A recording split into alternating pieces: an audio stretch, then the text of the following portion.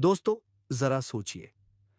कोई इंसान अगर 500 साल तक समुंदर की गहराई में बंद एक लोहे के पिंजरे में कैद हो, ना मर सके ना भाग सके, बस तड़पता रहे, तो क्या वो जब वापस लौटेगा तो इंसान रहेगा? आज की कहानी एकदम अनोखी है, अमर योद्धाओं की, विश्वासघात की, और एक ऐसे खतरे की जो लाखों जानें ले सकता है। ये है उस कहानी की झलक जिसमें एक भूली हुई अमर योद्धा की वापसी सब कुछ बदल देती है। रोम के पास समुंदर से एक भयानक टॉर्चर मशीन, लोहे की मशीन बाहर निकाली जाती है।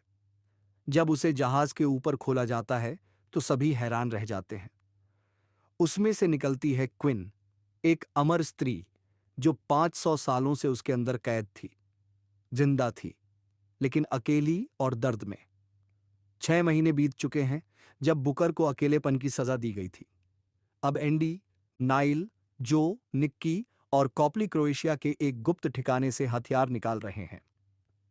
इसी दौरान नाइल को एक सपना आता है, एक औरत एक लाइब्रेरी में किसी को बेहोश करके उसकी किताबें चुरा रही है। पेरिस में बुकर को कोई पकड़ लेता है और वह कोई और नहीं बल्कि क्विन होती है। एंडी और कॉपली उसे ढूंढते हुए पहुंचते हैं सियोल, जहां उनका पुराना साथी तुआह रहता है। वो बताता है कि उसने 500 साल पहले क्विन को बचाने की कोशिश की थी, लेकिन वो नाकाम रहा।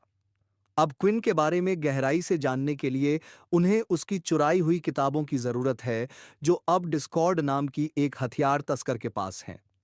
एंडी को बुकर के जरिए एक चिट्ठी मिलती है जो क्विन ने भेजी है। वो एंडी को रोम बुलाती है, वहीं जहां कभी उसे समुंदर में फेंक दिया गया था। वहां दोनों आमने सामने आते हैं। क्विन एंडी पर धोखा देने का आरोप लगाती है और वादा तोड़ने की शिकायत करते हुए उससे लड़ती है। थोड़ी झड़प के बाद क्विन एंडी का पुराना हार लेकर चली जाती है। नाइल का सामना होता है डिस्कॉर्ड से, और वहां एक चौंका देने वाला सच सामने आता है।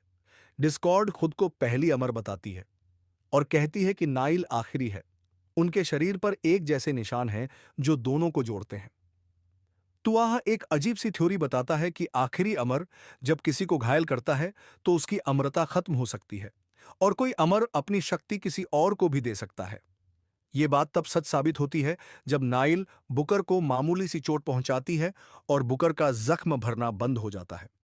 बुकर तुआह से कहता है, ये बात एंडी को मत बताना। डिस्कॉर्ड और क्विन की टीम एक न्यूक्लियर केंद्र पर कब्जा कर लेती है। उन्होंने अंदर विस्फोटक लगा दिए हैं, और अगर ये फट गए तो लाखों लोग मारे जा सकते हैं। एंडी जानती है ये एक जाल है, फिर भी वो नाइल के साथ वहां जाने का फैसला करती है। जंग शुरू होती है और एंडी की पूरी टीम नाइल और बुकर को छोड़कर पकड़ी जाती है। बुकर, जो अब खुद अमर नहीं रहा, अपनी अंतिम सांसों में अपनी शक्ति एंडी को सौंप देता है और अपनी जान देकर उसे बचाता है। एंडी टूट जाती है लेकिन उसकी शक्ति वापस आ जाती है। नाइल का सामना होता है क्विन से, वो उसे घायल करती है जिससे क्विन की अमरता चली जाती है। लेकिन इससे पहले कि वो कुछ कर सके, डिस्कॉर्ड उसे पकड़ लेती है। एंडी आखिरकार डिस्कॉर्ड तक पहुंच जाती है। भीषण लड़ाई होती है।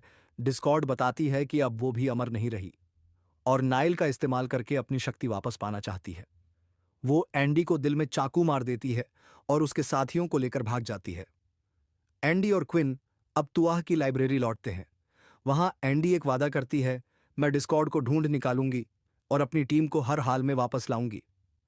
तो दोस्तों, ये थी एक ऐसी कहानी जहां दोस्ती, बलिदान, अमरता और विश्वासघात सब कुछ उलझते हैं, जहां एक अधूरी कसम सब कुछ बदल देती है। अगर आपको ये कहानी पसंद आई हो तो हमें जरूर बताएं, और ऐसी और कहानियों के लिए जुड़े रहिए हमारे साथ।